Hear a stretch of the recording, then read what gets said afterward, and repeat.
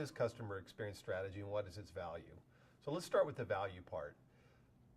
It seems rather obvious that customer experience really matters. In fact, most companies are already delivering some form of customer experience. Some are doing it well, some are doing it poorly. It's almost inarguable that the customer experience, particularly in the world that we live in today, has the potential to create differentiation and loyalty. But the fact of the matter is most companies don't take it on holistically, say the way they do their brand strategy, their business strategy. In fact, the customer experience is often chopped up and it's often farmed out to different parts of the organization.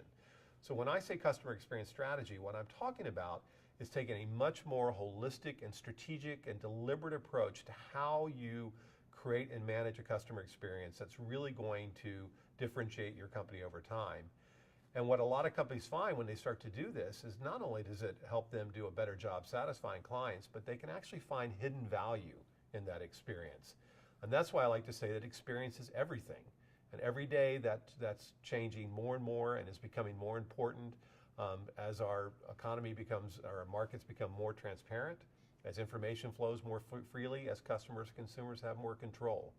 So I think the call to action here is to take a very strategic approach to what we call the customer experience. So what do I mean by customer experience? Well, the simple definition of the customer experience is all of the touch points that a customer has with you or your business in the process of making a decision to buy from you, or importantly, to buy from you again and be happy about that decision.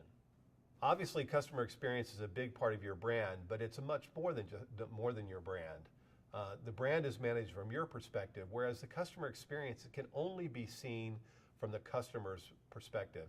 And that's one of the big challenges in doing this right, is to understand the customer experience and what they want in the experience from their perspective and not from our perspective. So I often get asked two questions. One, who's obviously leading in this area? That's something we're going to talk about in this course. But the other one, of course, is who's not doing a good job in the customer experience. I hate to pick on one company or one industry, but one that comes to mind often is the airline industry. In fact, the airline industry, according to recent research, has the biggest gap between expectations and experience. And you often ask yourself, so why is that? And I'm sure I'm not an expert on the airline industry, and I'm sure there are many reasons.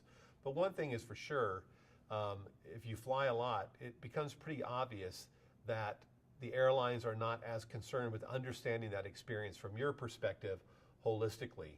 They seem to improve and get better from time to time in certain aspects of the experience, but primarily they seem to be thinking more from their own perspective and from the perspective of the equipment and the service that they offer, and not necessarily from what you want. There's a lot of research emerging out there about the value of customer experience.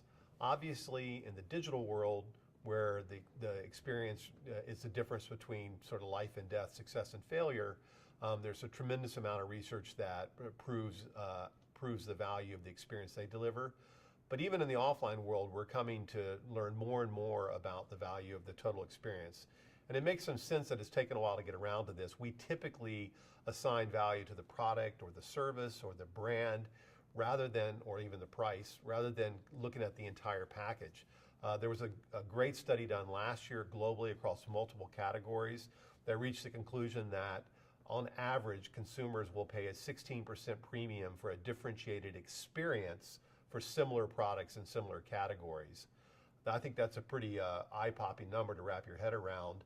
In our own research at EMM Group, we found that customers are willing to pay as much as 25% or more for a guaranteed experience or a better experience than their competitors. Conversely, a bad experience carries a high price tag.